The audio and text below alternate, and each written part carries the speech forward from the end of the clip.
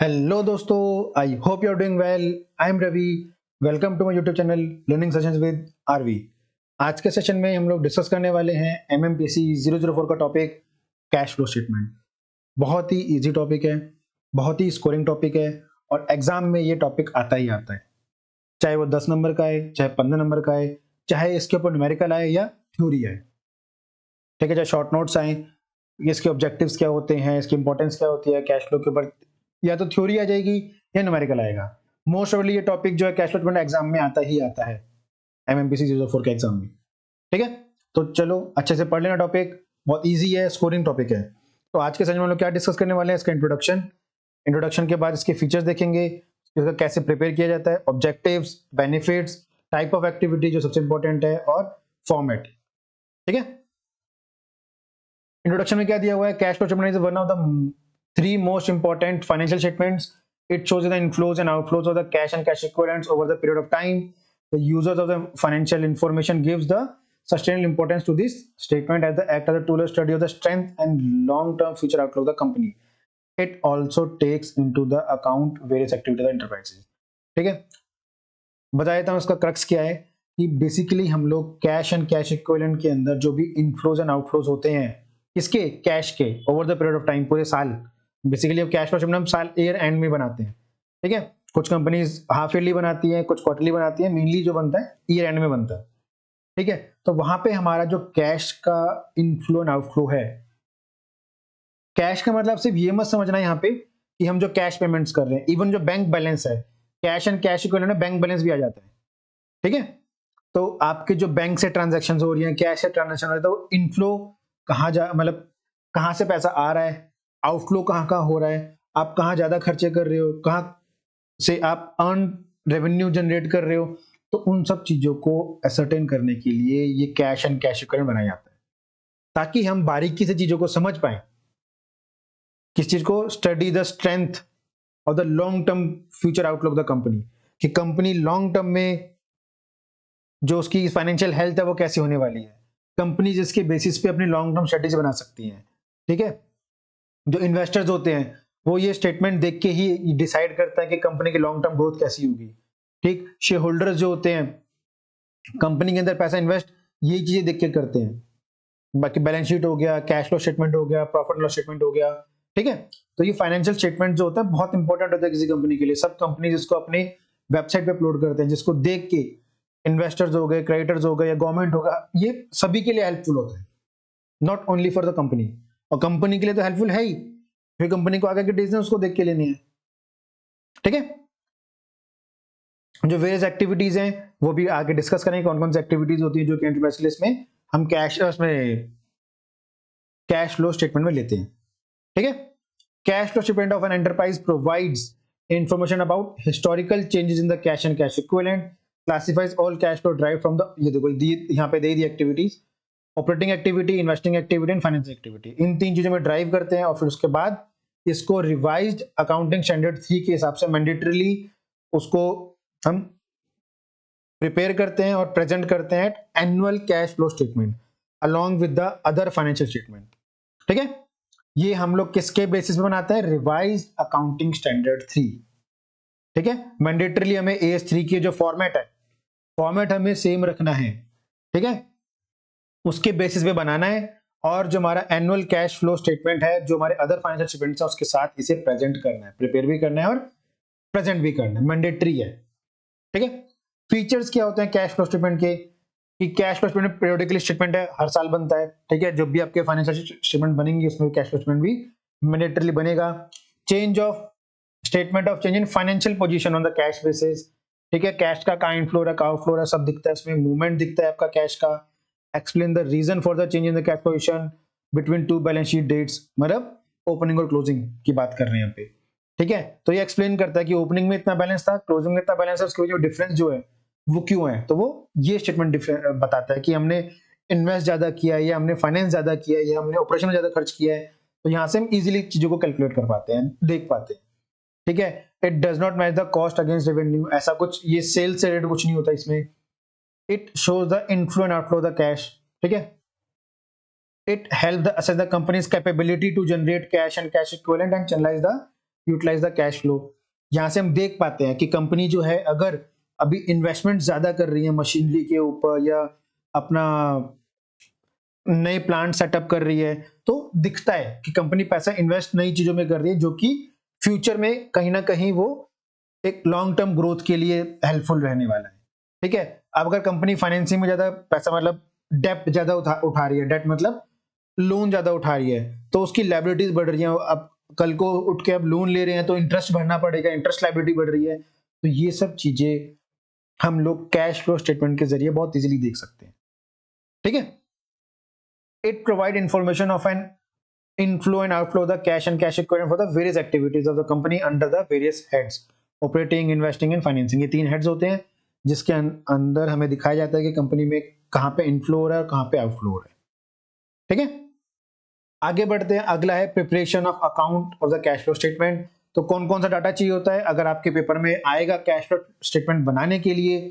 तो आपको balance sheet, profit and loss account और एडिशनल इंफॉर्मेशन गिवन होगी जिसके बेसिस पे आपको कैश फ्लो स्टेटमेंट बनाना है as per AS3 accounting standard 3। ठीक है, जो उसका फॉर्मेट गिवन है। ऑब्जेक्टिव्स एग्जाम में 5 नंबर के 10 नंबर के आ सकते हैं। ठीक है, तो अच्छे से पढ़ लेना। To make future financial policies, जैसे मैंने बताया कि कंपनी मशीनरी में इन्वेस्ट कर रही है या नया प्रोडक्ट मार्केट में ला रही है, उसके ऊपर इन्वेस्ट कर रही है, तो उसके हिसाब से हम फ्यूचर पॉलिसीज बनाते हैं। या कंपनी अगर लोन ज्यादा उठा रही है तो हमें उस हिसाब से अपना कैश फ्लो रखना है ताकि हम जो हमारी इंटरेस्ट ऑब्लिगेशन बढ़ने वाली है वो टाइमली हम पे कर पाए। ठीक है, to identify the extent of major expenses, हमें मेजर एक्सपेंसेस देखने को मिल जाते हैं कि कहाँ हम ज्यादा खर्चा कर रहे हैं, उस सबसे चीजों को आगे स्ट्रीमलाइन करते हैं हम लोग। To devise the cash requirement for the period, आगे आने वाले जो कैश रिक्वायरमेंट है उसके लिए हम अभी से प्रिपरेशन कर सकते हैं। To find reason for the net cash inflow outflow, हम ये रीजन पता लगा सकते हैं इस कैश फ्लो स्टेटमेंट के जरिए कि हमारा मेजरली कैश इनफ्लो आउटफ्लो कहाँ हुआ है, उसका रीजन क्या है। ठीक है, बैलेंस शीट में नहीं पता लगता इजीली। ठीक, बैलेंस शीट में तो आपको दिख जाएगा कि साल के स्टार्टिंग में इतना कैश था और कैश एंड कैश इक्विवेलेंट था, एंड में इतना है। अब रीजन क्या है वो नहीं पता लगता, वो हमें यहाँ से पता लगता है।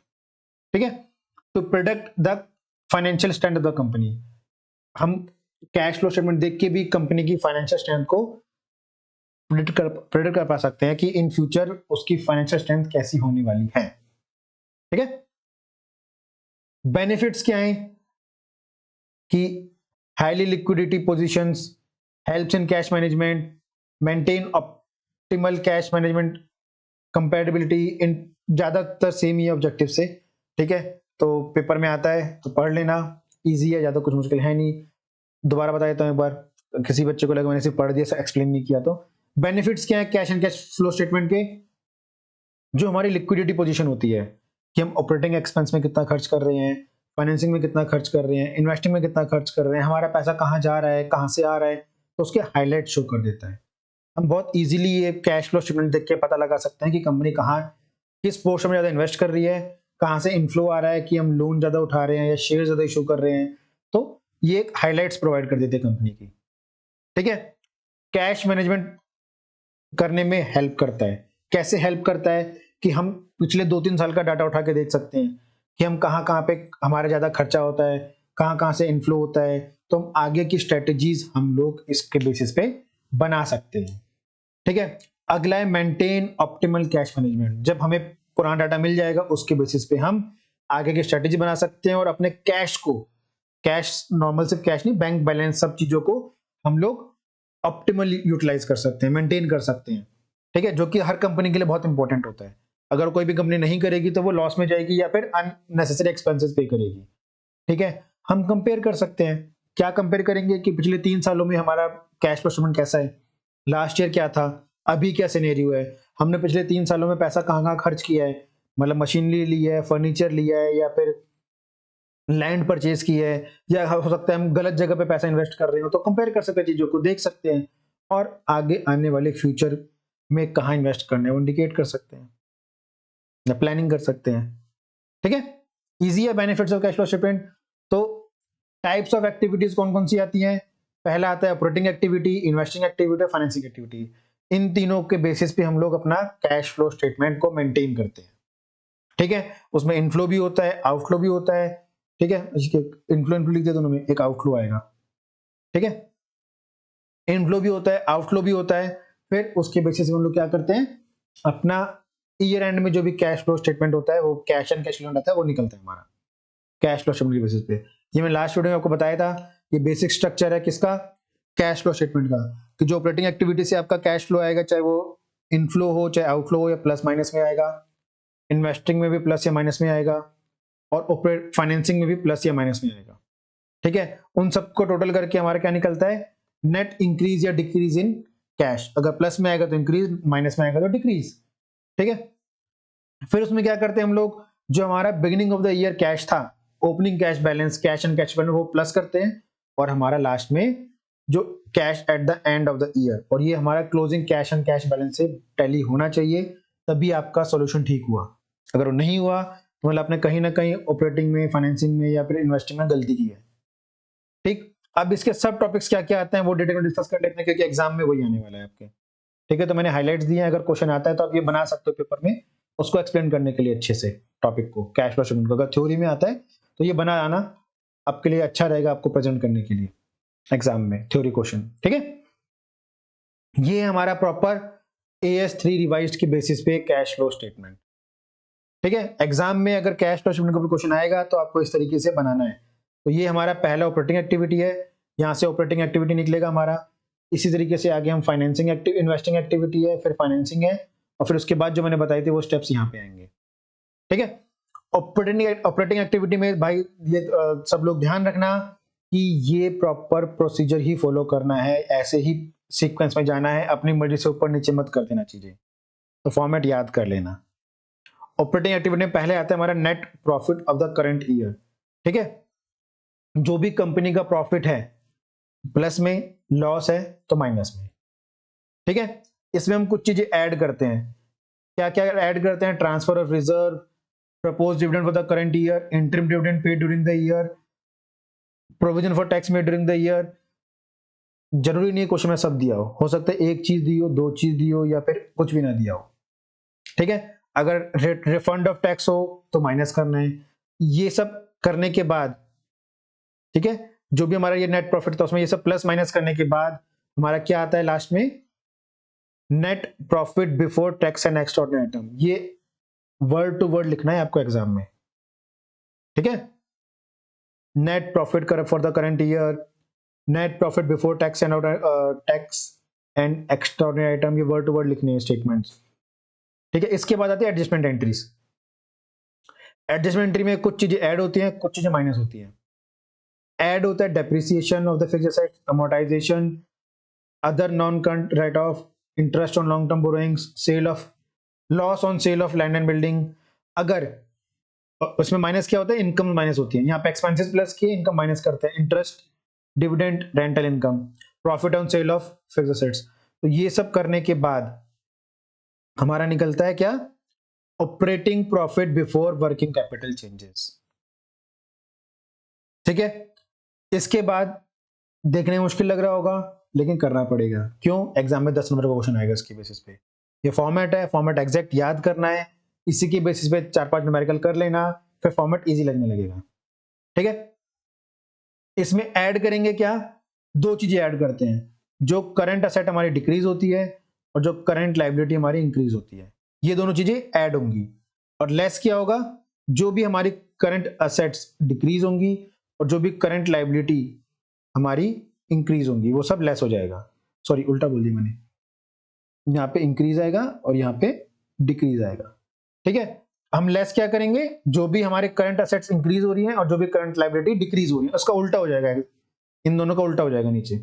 ठीक है, उस सब के बाद हमारा क्या निकलता है, कैश जनरेटेड फ्रॉम ऑपरेशंस। ठीक है, उसके बाद अगर इनकम टैक्स पे किया हो तो माइनस कर देते हैं, और हमारा पहला निकल जाता है क्या, जो हमारा पहला ए है, निकल जाता है क्या, नेट कैश फ्रॉम और यूज्ड इन ऑपरेटिंग एक्टिविटी।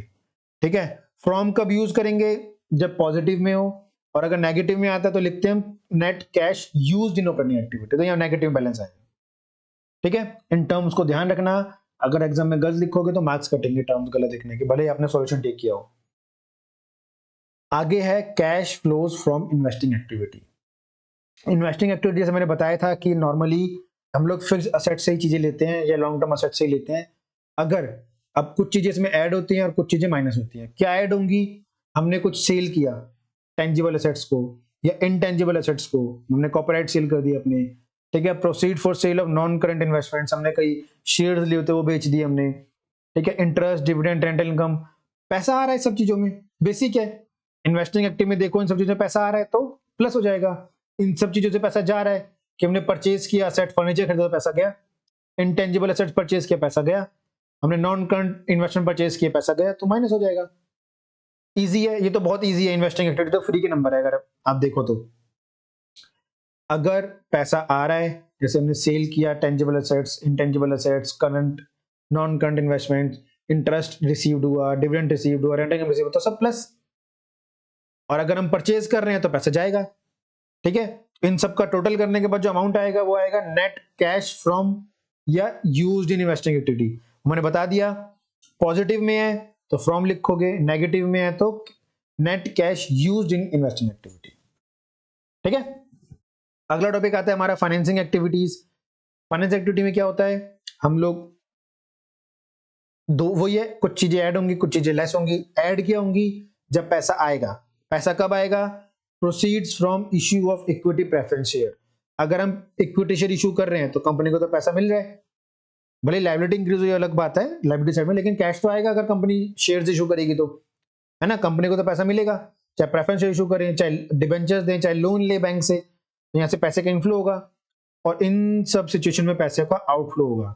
इन सब सिचुएशन में हम डिविडेंड पे कर रहे हैं, इंटरिम डिविडेंड पे कर रहे हैं, जो हमने लोन लिया है उसमें इंटरेस्ट पे कर रहे हैं, लोन का रीपेमेंट कर रहे हैं, या डिबेंचर से प्रेफरेंस शेयर का रिडम्पशन कर रहे हैं, तो यहाँ पे क्या होगा? पैसा जाएगा तो माइनस करेंगे, तो यहाँ पे भी क्या आ जाएगा हमारा? नेट कैश फ्रॉम या यूज इन फाइनेंसिंग एक्टिविटी, ठीक है। अब हमारी 3 एक्टिविटीज बन गई, जैसे हमने यहाँ पे डिस्कस किया था, ऑपरेटिंग, फाइनेंसिंग, इन्वेस्टिंग। यहाँ से ऑपरेटिंग आ जाएगा, यहाँ से इन्वेस्टिंग आ जाएगा, यहाँ से फाइनेंसिंग आ जाएगा, तो तीनों को ऐड ऑन करके क्या आ जाएगा हमारा? नेट कैश इंक्रीज और decrease in the net increase और decrease in the cash and cash equivalent. ABC तीनों को प्लस कर लेंगे तो, ठीक है। एबीसी कहाँ पे हमारा? ये हमारा ए हो गया, ये हमारा बी हो गया, ये हमारा सी हो गया, तो तीनों को प्लस कर लेंगे तो हमारा नेट इंक्रीज और decrease in cash and cash equivalent आ जाएगा। उसके बाद हमारा जो बिगिनिंग का था कैश एंड कैश इक्विवेलेंट वो प्लस कर लेंगे, और हमारा जो ये बैलेंस आएगा आपका, ये आपका बैलेंस शीट के closing cash and cash equivalent से टैली होना चाहिए, ठीक है। अगर वो टैली हो गया तो आपका पूरे जो भी 10 नंबर का क्वेश्चन है 10 या 15 का, तो 15 नंबर पूरे है, ठीक है। तो मैंने यहाँ पे आपको कैश फ्लो स्टेटमेंट का थ्योरी भी पोर्शन भी करा दिया है, न्यूमेरिकल पोर्शन भी एक्सप्लेन कर दिया है आपको, पूरा आपको स्टेटमेंट बता के, आपको पूरा फॉर्मेट बता के अच्छे एक्सप्लेन कर दिया। न्यूमेरिकल्स कर लेना 2-3 उसके, आपके यहाँ पे 10 नंबर कैश एंड कैश में पक्के हैं, चाहे 10 का आए चाहे 15 का क्वेश्चन आए, वो पक्के हैं आपके, ठीक है। वीडियो अच्छा लगा हो तो लाइक करना, चैनल को सब्सक्राइब करना और अपने दोस्तों को शेयर करना, ताकि ज्यादा से ज्यादा लोग तक वीडियो पहुंच पाए। और कुछ डाउट हो तो आप कमेंट सेक्शन में लिख सकते हैं, मैं उसको एक्सप्लेन कर दूंगा, और अगर ज्यादा बड़ा डाउट होगा तो मैं उसके लिए अलग से वीडियो ले आऊंगा, ठीक है। थैंक यू दोस्तों वीडियो देखने के लिए। That's all for today, have a nice day.